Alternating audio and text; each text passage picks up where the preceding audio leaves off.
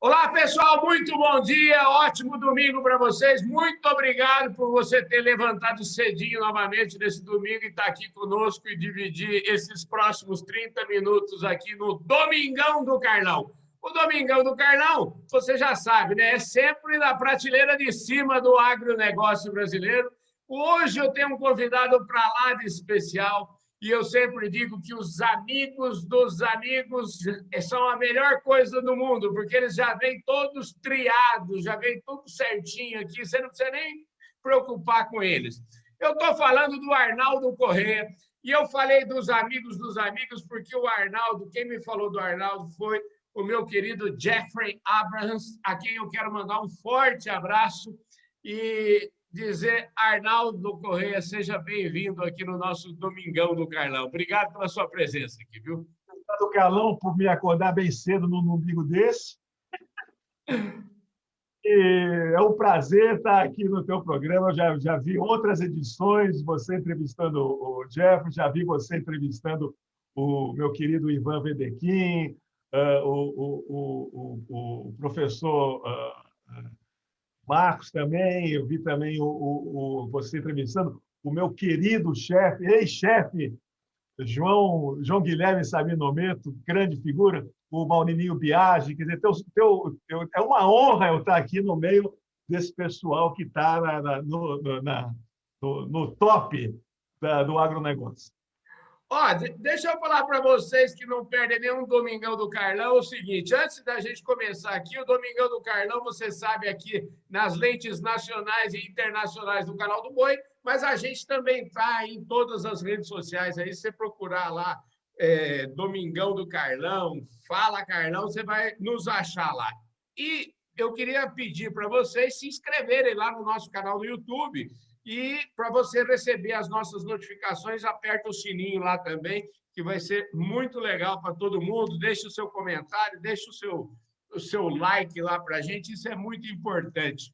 O Arnaldo é o seguinte, eu vou apresentar aqui o Arnaldo. O Arnaldo talvez seja, pelo que eu li dele aqui, ele deve ser o homem que mais entende commodities agrícolas na face da terra, eu acho, entendeu? Então, mas antes da gente falar disso, porque ele é um consultor super requisitado, antes de falar da trajetória dele, eu vou conversar com ele, como eu sempre digo aqui para todo mundo, ninguém nasce bam de nada, ninguém nasce presidente, todo mundo tem uma história para contar, e eu vou querer saber a história dele aqui, e ele tem muita coisa para falar aqui, até falar de música, nós vamos falar hoje aqui desse programa.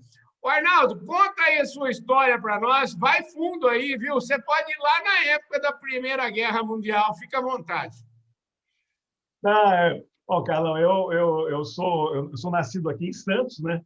E meus pais, minha mãe nasceu em São Paulo, de família italiana, meu avô, por parte materna, era romano, e veio para o Brasil. Ele era linotipista, uma profissão que não existe mais, que era o cara que catava as letrinhas para a impressão do jornal.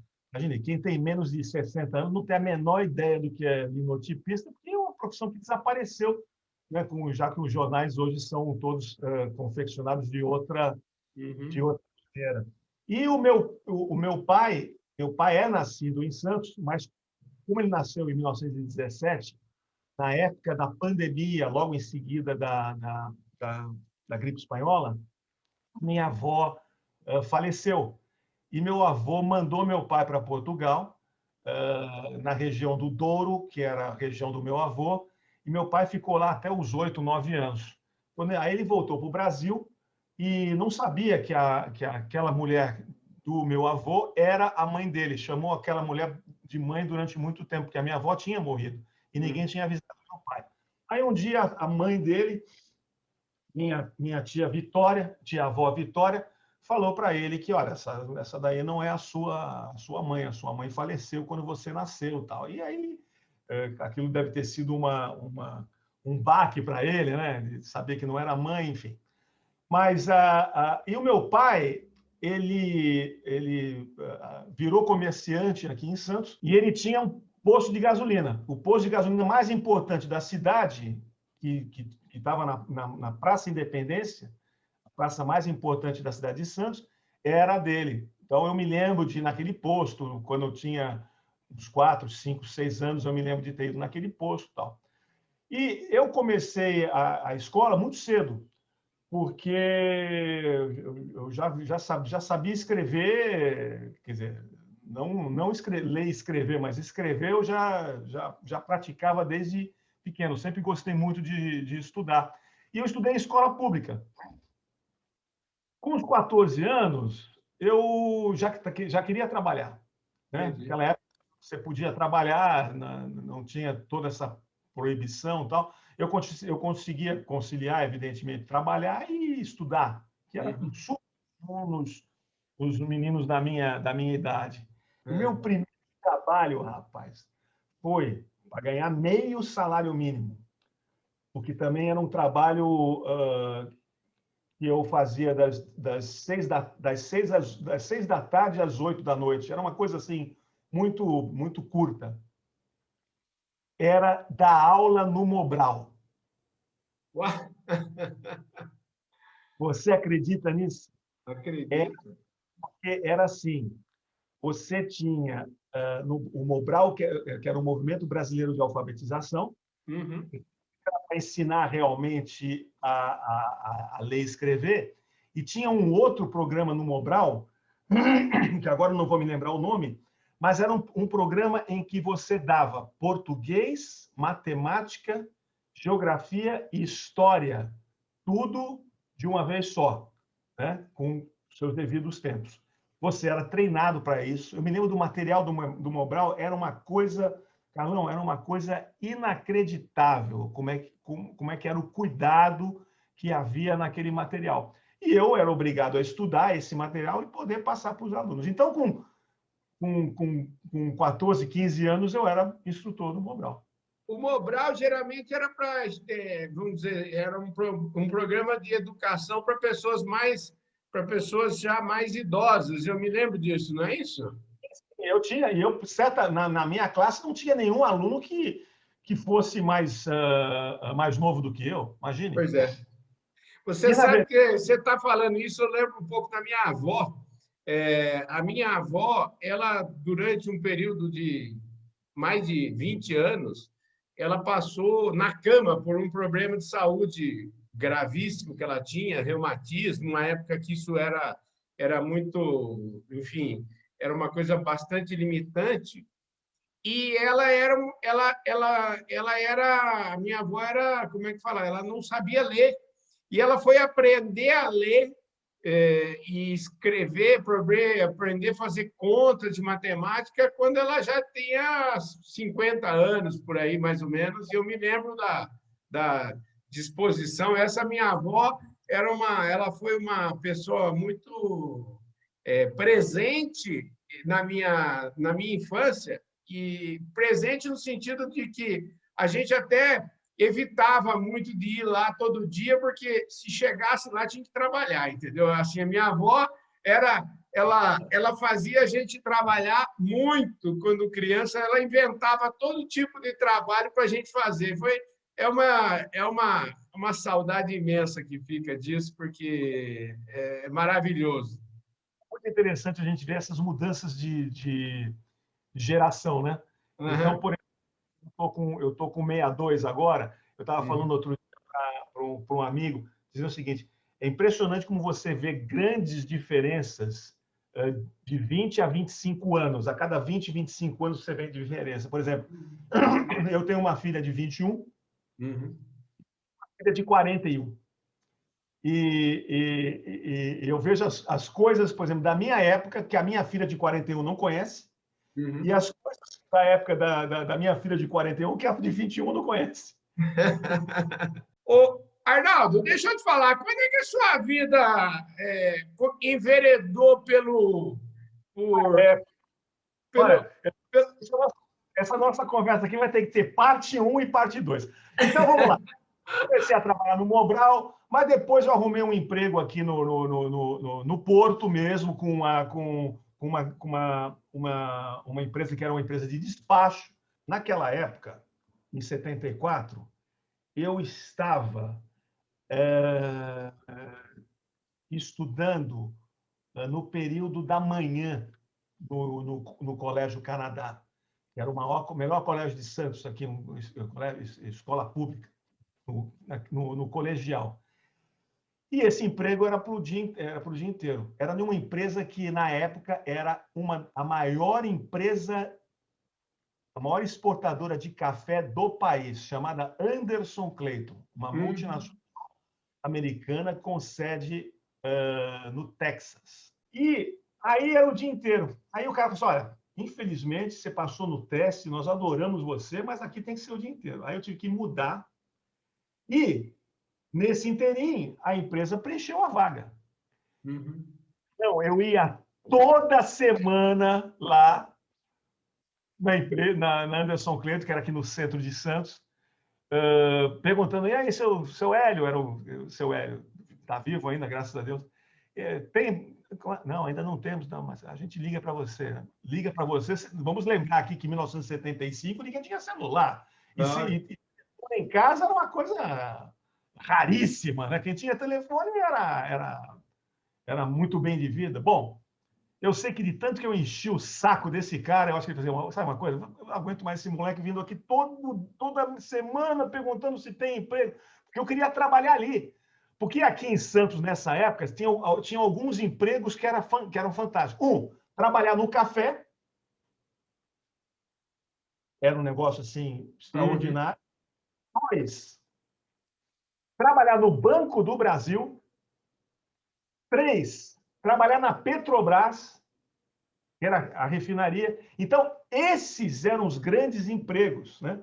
Então, eu acabei entrando no café exatamente nessa época. Em 1975, ele não aguentou mais, me trouxe. Então, dia 1º de fevereiro de 1975, eu comecei a trabalhar na Anderson Clayton. E o mais engraçado foi que eu acabei fazendo a minha carreira aqui.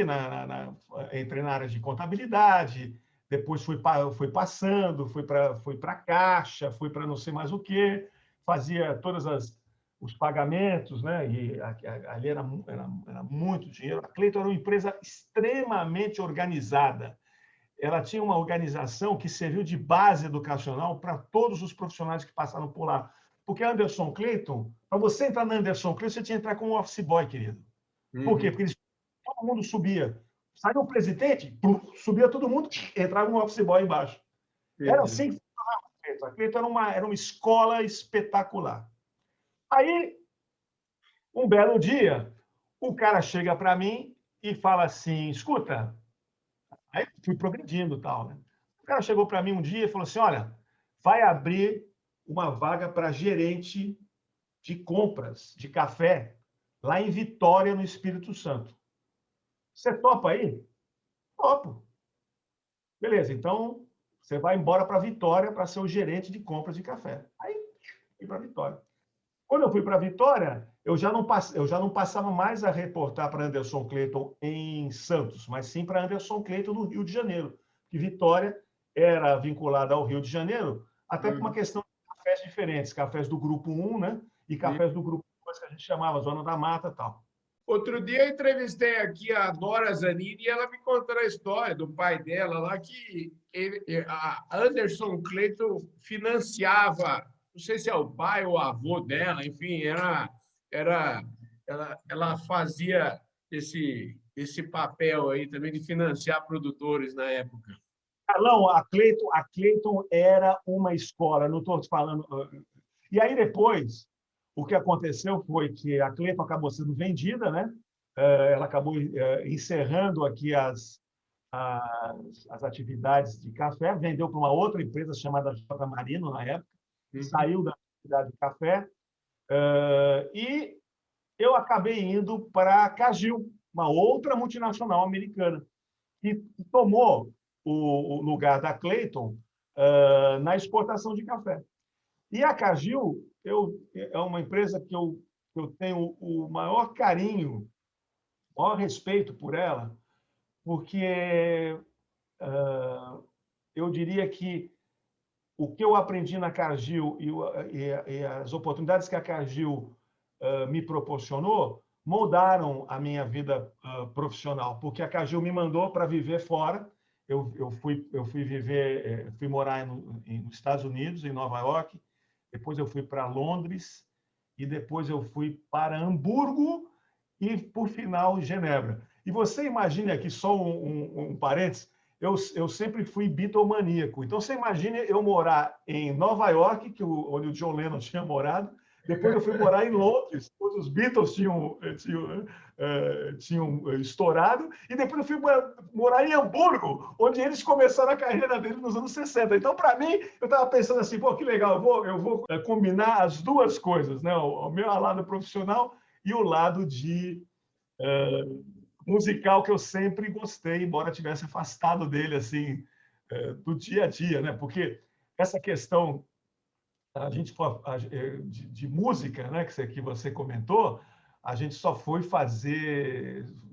ter a oportunidade de criar uma banda no começo dos anos 2000. Aí a gente começou, demorou bastante tempo até chegar lá, né? Bom, Mas eu, deixa eu te falar assim, eu estou avisando aqui o pessoal que não perde esse todo Domingão do Carlão. Eu falei para você que esse homem tinha muita história para contar e falei até que tinha história de música, né? Então você já viu aí que a carreira dele é na área de commodities agrícolas e eu estou achando que eu vou fazer diferente aqui, porque é o seguinte, essa conversa está muito boa para a gente ficar interrompendo aqui para falar de commodity agrícola, que é um trem mais chato, entendeu? Você não está aqui nesse Domingão para escutar falar de preço de soja, esse negócio aqui, eu vou deixar, eu já vou até sugerir aqui o seguinte, eu vou mudar toda essa história aqui. Hoje nós vamos falar mais de música, dessas coisas todas que são apropriadas para esse domingão aqui, e eu vou prometer para o seguinte, nós vamos falar de commodities agrícolas lá no Fala Carlão, que é um programa mais assim, para a gente conversar sobre essas coisas mais mundanas aqui. Ô, Arnaldo, agora que eu entendi, então, essa história, o que veio antes? A sua paixão por commodities agrícolas ou pelos Beatles? Então, foi boa a tua pergunta. Eu sou o mais novo dos meus irmãos. Eu tenho um irmão que é 11 anos mais velho e uma irmã que é 16 anos mais velha. Uhum. E deixa eu te dizer o que aconteceu. O meu pai sempre foi...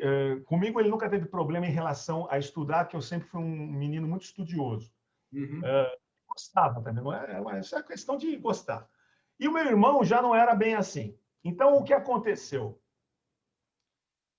O meu pai tinha falado com o meu irmão, olha só, se você repetir tal ano, eu vou te botar no colégio interno. E naquela época, colégio interno era assim, era o desterro, né? Você falar que ia para o colégio interno era o fim do mundo. Essa é uma palavra que não dava nem para você ouvir, que você tinha medo. Meu pai ameaçava, ó, se você não passar, você vai para o colégio interno. E aconteceu isso com o meu irmão. Meu irmão foi... não repetiu determinado ano lá, e meu pai mandou ele para o colégio interno, que era um colégio interno muito bonito, que existia na região de Campinas. Eu não sei se você já ouviu falar. Nossa Senhora Auxiliadora, uma coisa dessa, daí. Uhum. Eu lembro de visitar lá o meu irmão. Então, meu irmão ficou preso um ano no colégio interno, no colégio de padre, que, segundo ele, foi a melhor época da vida dele, porque ali ele jogou futebol, fez o que queria. Eu acho que o fato de você morar numa cidade como Santos, que você tem sol o ano inteiro, verão, né? Aquele verão com a praia, eu acho que isso deve ser mais difícil, né? Quando você está no interior, você tem uma vida mais regrada. Talvez eu esteja errado em relação a isso, mas eu penso dessa maneira, não querendo justificar os atos aí do meu irmão. Mas aí o que aconteceu? Terminou o colégio interno e era hora dele voltar para Santos. Então, meu pai, nós fomos buscar, eu me lembro bem, eu devia ter uns 6, 7 anos de idade. Meu pai foi buscá-lo, eu me lembro que meu pai tinha uma Kombi, e eu fui sentado numa poltroninha no meio daquela Kombi. Olha que absurdo. Hoje, criança sem cinto de segurança, sem porra nenhuma. São outras épocas. E fomos buscar meu irmão. E em casa estava sendo preparada uma festa surpresa para a chegada do meu irmão. E eu me lembro bem disso. A gente chegou em casa, as luzes estavam todas apagadas, e quando meu irmão todo mundo acendeu as luzes. E aí que vem a história. E aí tocaram na vitrola o tal Os Reis do Iê, Iê, Iê. Aqui que chamou Os Reis do Iê, Iê, que era o CD A Hard Day's Night, dos Beatles. CD. Que CD? Era vinil, pô. CD. Tá louco, velho? Era vinil. E, rapaz, eu não sei o que foi aquilo, mas mesmo para uma criança, que música é essa? Aquele vinil, ele furou, né? De tanto que eu ouvia. E aí, e eu acredito que isso aconteceu com muitas crianças daquela época, o que aconteceu foi o seguinte: eu quero aprender inglês para saber o que esses caras estão contando. Então, e eu, sabe, pegava o dicionário, pegava cada palavra e, pô, é claro que você não consegue fazer assim, né? Você não conhece, se você não consegue a construção verbal, você pegar o dicionário e traduzir palavra por palavra, não vai dar sentido nenhum, né? Então, mas imagine quantas pessoas foram afetadas por isso, né? Porque o Carlão, essa geração, ela não eu não estou falando essa geração como crítica, pelo amor de Deus. Mas, por exemplo, nós tivemos dificuldades e eles não têm hoje. E a vida ficou muito mais fácil. Vou dar um exemplo. Uma vez um amigo meu falou assim, cara, consegui a letra da música tal. Você está brincando, tá? Puta, então eu vou ir buscar. Porra, saí aqui de Santos, peguei o ônibus, fui para São Vicente, porque ele tinha conseguido a letra de tal música. Você pega aqui hoje no Google, digita lá, tem as músicas, não só tem as músicas, como tem os acordes, se você quiser fazer também. Então, cara, o mundo mudou bastante, né? Você pega para um cara que tem menos... Desculpa.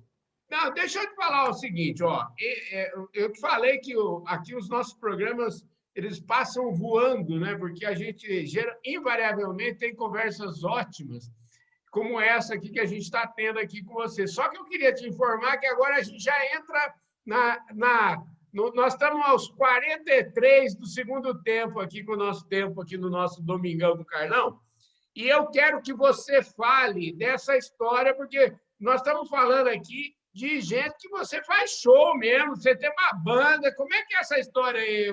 Mas, meu, isso é muito legal. Mas a pandemia acabou afastando, né? Porque, e outra coisa, quando você tem uma banda de pessoas, de seis pessoas, 4 com menos de 40 e 2 com mais de 60, né? Ou então, na época, era 4 com menos de 30 e 2 com mais de 50, quando a banda começou.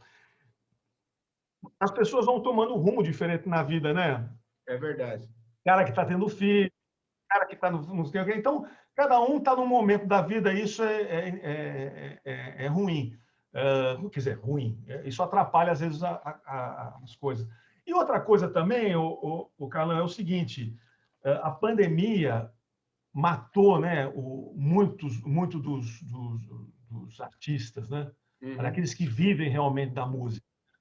E você, olha, se nós que somos amadores temos saudades desse convívio de público e tudo mais, você imagine os caras que estão acostumados a cantar no estádio cheio, um Roberto Carlos, um Paul McCartney, que gostam de entrar no estádio com 80 mil pessoas, e não sei mais. Pô, é muito duro isso, né? Deve ser uma saudade assim imensa, né? Se a gente sente saudade. Arnaldo, deixa eu te falar. Esses caras. E qual que é a sua parte na banda aí? O que você é? Vocalista, baterista, guitarra? O que você faz? Olha, eu acho que por falta de opção, porque eu tenho zero de coordenação motora. Pra você ter uma ideia, eu sou um cara que não conseguiu aprender a andar de bicicleta. Isso é uma vergonha, né? Uhum. Mas como eu gosto de bicicleta, eu tenho um triciclo. E os meus amigos, eu não vou nem te dizer as coisas que eles falam de mim quando eles me veem na praia andando de triciclo. Uma coisa, mas olha, é um puta triciclo. Eu mandei colocar pintei de amarelo. Então eu vou na ciclovia com aquele triciclo que tem 2 rodas atrás, uma na frente, que é impossível cair, entendeu? Aham. Então, perseverança. A gente tem que saber o seguinte: quando você gosta de uma coisa, adapte as coisas para você poder ter o prazer de utilizar aquilo, entendeu? Arnaldo, mas eu não entendi, não sei se você respondeu ou se truncou aqui. É o seguinte, você na banda, qual que é a sua função na banda? Vocalista, porque eu não tenho coordenação motora, Ah, eu não perfeito. consigo tocar, nem. Eu sou vocalista. Muito bom, esse é o vocalista. Então é o seguinte, Arnaldo, para a gente encerrar aqui, porque a gente tem que encerrar o programa, infelizmente, e eu vou, como hoje é domingo, eu vou dar um jeito de fazer o seguinte, amanhã, segunda-feira, a gente vai falar um pouquinho, eu vou continuar essa conversa aqui com o Arnaldo, e a gente vai falar um pouquinho da carreira dele, falar um pouco de commodity, você que acordou cedo, falei para você que você ia ter aqui um cara que é o maior do mundo nas commodities agrícolas, você que quer saber mais sobre commodities agrícolas um pouquinho, amanhã, segunda-feira, eu prometo, lá no nosso programa, 16h30, aqui no canal do Boi, a gente vai continuar essa conversa aqui com o Arnaldo Correia. Arnaldo, super obrigado pela sua presença aqui, pela sua disposição de falar com a gente, de contar, de bater esse papo super gostoso aqui conosco nesse Domingão do Carlão, viu? Muito obrigado pela sua presença aqui, viu? Obrigado, Carlão. Foi um prazer mais uma vez. Um abraço para vocês. Eu vejo todos vocês, com certeza, no próximo domingo, que é o próximo Domingão do Carlão. E amanhã, vocês não percam, lá no nosso canal no YouTube, às 9 da manhã e às 16h30, uma prosa prolongada aqui dessa conversa com Arnaldo Correia, o homem das commodities agrícolas e o vocalista da banda Cibelt. Valeu, gente! Fui!